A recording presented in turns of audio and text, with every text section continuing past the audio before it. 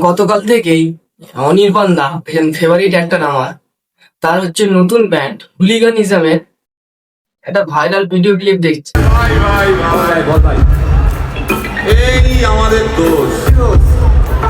গান বাজনা করতে এসে এসব কথা বললে রেগে যাবে কে?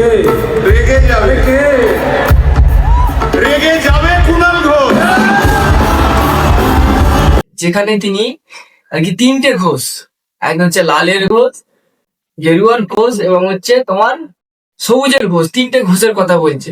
যে দুধে সোনার কথা বলেছিল সেই দিলীপ ঘোষ, আচ্ছা যিনি হচ্ছে লাখ টাকার গাড়ি চড়ে ঘরে বেড়ান সেই শতরূপ ঘোষ, এবং হচ্ছে যিনি গান শুনলেই লেগে যাচ্ছে কুণাল ঘোষের কথা বলছে।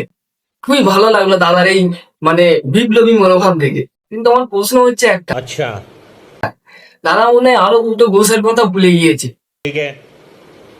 এক হচ্ছে রুদ্রনীল ঘোষ, যাকে কিছুদিন ভোটের পরেই দেখতে পাবে, মানে সামনে যে ভোট আসছে, যিনি হচ্ছে তিনটি পার্টি বদল করেছে। আর এক ঘোষ আছে যিনি ছোট একটার থেকে এখন বড় মাপের নেতা হয়ে গিয়েছে, সেই সায়নী ঘোষ। সেই ঘোষের কথা কি দাদা ভুলে গিয়েছে? আমার মনে হয় দাদা ভুলে গিয়েছে। আর একটা হচ্ছে যে দাদার প্রতিবাদী মনোভাব দেখে দাদাকে তো স্যালুট জানাতে মনে হয়। अच्छा ठीक है, समझ गया। কিন্তু দাদা ওই আরজিকর কাণ্ডের সময় এটা টু শব্দ করেনি, এটা খুব মানে খারাপ লাগে আর কি।